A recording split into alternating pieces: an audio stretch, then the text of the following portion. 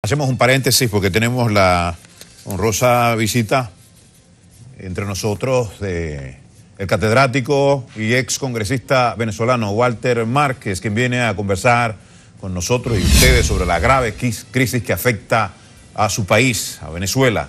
Distinguido, un honor que esté con nosotros. Nos llega la noticia, la triste noticia, la triste información de que está en riesgo más de 300.000 niños venezolanos por causa de falta de alimentos y medicinas. ¿Nos puede confirmar esta información? Efectivamente, Victorino. Gracias, Victorino. Lo que pasa es que es similar a un presidente que tuvimos en Venezuela.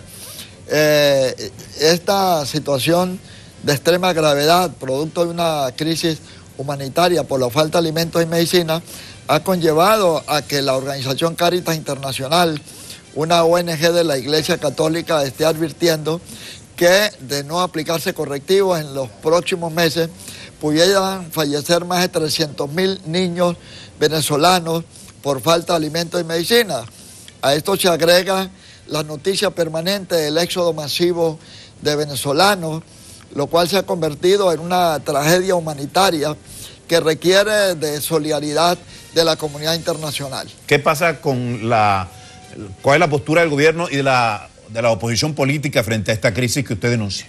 Bueno, el gobierno a través del socialismo del siglo XXI ha fracasado, la oposición igualmente también ha fracasado y no hay un panorama claro. Por eso la comunidad internacional, el Grupo de Lima, la Unión Europea, a través de sus embajadores y su gobierno tienen un rol importante en la búsqueda de una solución. También la Corte Penal Internacional, con sede en La Haya, debe actuar de manera rápida. Hay más de 22 informes y denuncias hechos a lo largo de los últimos meses y años, y especialmente 2 reportes del Alto Comisionado de Derechos Humanos de las Naciones Unidas, con sede en Ginebra, uno de agosto del año pasado y otro de junio de este año, al igual que un informe del Alto Comisionado de Derechos Humanos de la Organización de Estados Americanos, y en particular el informe de Almagro a través de varios expertos en la materia que señalan que en Venezuela hay crímenes de lesa humanidad. Doctor, esta privación de alimentos y medicinas, ¿hasta dónde se remonta? ¿Dónde tiene su origen? Tiene su origen en la persecución de empresarios, en las expropiaciones, en los negociados que tiene el régimen a través de cúpulas militares que controlan no solamente el cambio monetario en Venezuela, sino también las importaciones. Venezuela, a través del gobierno inicialmente de Chávez y ahora de Maduro, pues es una mezcla de corrupción, de narcotráfico, de militarismo, de populismo, que ha conllevado a un grave deterioro de la calidad de vida en Venezuela. Por eso hemos enunciado el delito de exterminio ante la Corte Penal Internacional por la falta de alimentos y medicinas como crimen de lesa humanidad, al igual que lo que está ocurriendo ahora con los desplazados forzosos. Eso iba ahí. Esta crisis no solamente afecta a estos 300.000 niños, sino a una inmensa, indeterminada cantidad de venezolanos que forzosamente están en el exilio. ¿Tiene una idea, así, aunque sea más o menos abstracta, de la cantidad de venezolanos que a raíz de esta crisis está fuera de su país? ACNUR, el Alto Comisionado de las Naciones Unidas para los Refugiados, calcula que en los últimos meses han emigrado de manera forzosa más de 2.500.000 venezolanos, y la Organización Mundial de Emigración calcula en más de 4 millones, lo cual representa más del 10% de los venezolanos. Yo soy oriundo y he sido diputado durante 30 años por la frontera colombo-venezolana, y casi todas las semanas voy a Cúcuta, en la cercanía de San Cristóbal, que es la capital del Táchira en Venezuela y Cúcuta es la capital norte de Santander. ¿A qué atribuye la negligencia de la Corte Penal Internacional frente a esta crisis y a este deterioro de la calidad de vida que ha sido denunciado por tantos organismos, tanto internos como externos en Venezuela? ¿A qué atribuye la negligencia de la comunidad internacional y de las instituciones encargadas de penalizar este tipo de cosas? La fiscal Fatou Bensouda, que es la fiscal jefe ante la Corte Penal Internacional, ha sido abordada por la embajadora de Venezuela en La Haya, Haifa El Aizami, y hay todo un lobby petrolero. Las empresas petroleras anglo-holandesas, Royal Dutch Shell tiene su sede principal en La Haya y tiene negocio con Venezuela. Al igual el gobierno de Holanda también es el dueño de la refinería de Curazao, que es administrada por Citgo, una filial de Petróleo Venezuela. Mientras una sola embajadora de Venezuela en La Haya, Haifa El Aizami, tiene una diplomacia activa, los 28 países de la Unión Europea, sus embajadores, más los 15 del Grupo de Lima, tienen una diplomacia pasiva. Por eso yo he presentado un plan de acción ante la Corte Penal Internacional que le entregué a un emisario del presidente Iván Duque, que se llama Plan La Haya, para que haya justicia en La Haya.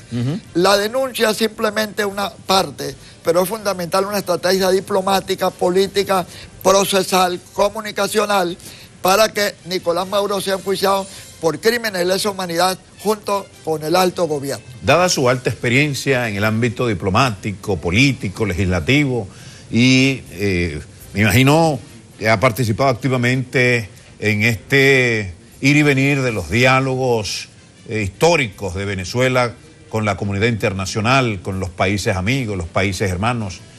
¿A qué atribuye el fracaso, el estado en el que está ahora mismo el diálogo oposición-gobierno de Venezuela, pero que se originó y terminó aquí? Ese diálogo que tuvo como escenario República Dominicana, ¿a qué atribuye el fracaso? Bueno, a que no hay sinceridad por parte del gobierno venezolano en la búsqueda de una solución. Simplemente cuando ha llamado diálogos para ganar tiempo. Por esa razón, República Dominicana, que fue anfitriona, hizo un gran esfuerzo en la búsqueda de una solución, finalmente tuvo que apartarse el gobierno venezolano y votar en la OEA contra el régimen de Nicolás Maduro.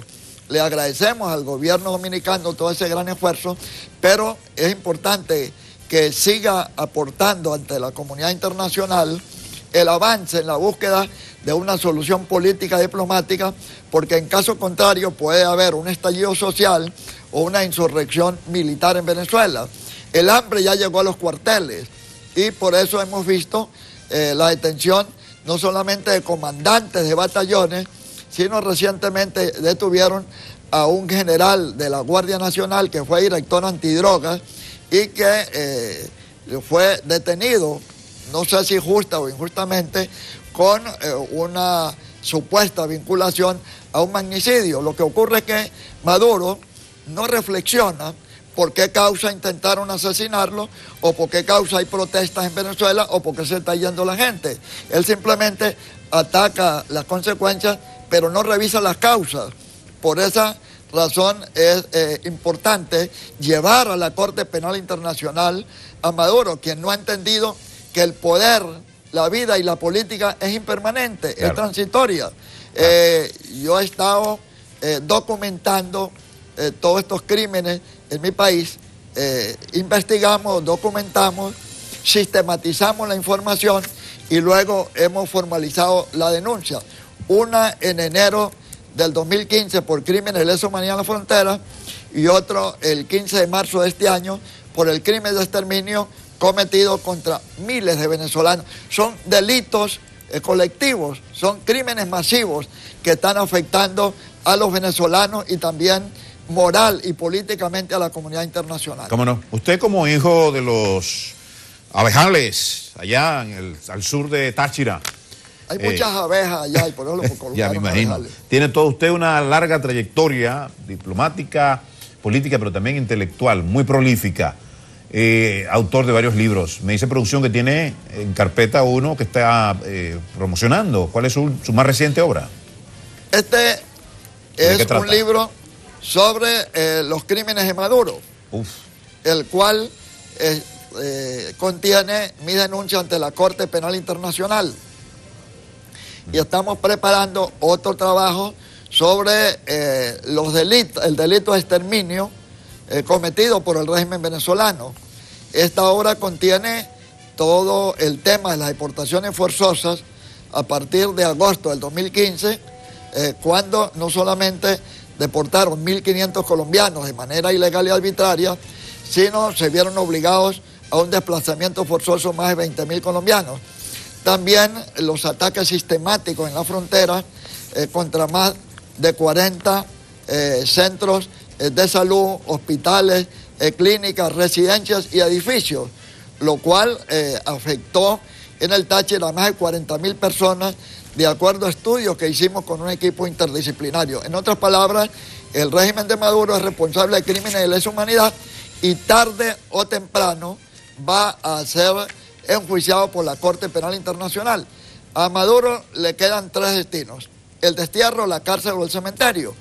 Un día en Miami alguien me dijo, cuando usted habla del cementerio, usted está incitando a la muerte de Maduro. Yo le digo, no, es que la muerte es un hecho natural en todo ser humano, y por esa razón a él le corresponde hacer conciencia de que si no cambia el rumbo del país, su propia conducta personal, va a ser juzgado desde el punto de vista humano y divino, y a corto plazo veremos los resultados, porque la Corte Penal Internacional va a tener que actuar frente a la denuncia que en los próximos días o semanas va a hacer el presidente de Colombia, Iván Duque, el presidente Piñera de Chile, el presidente Macri de Argentina y el presidente Benítez de Paraguay. Como no, doctor.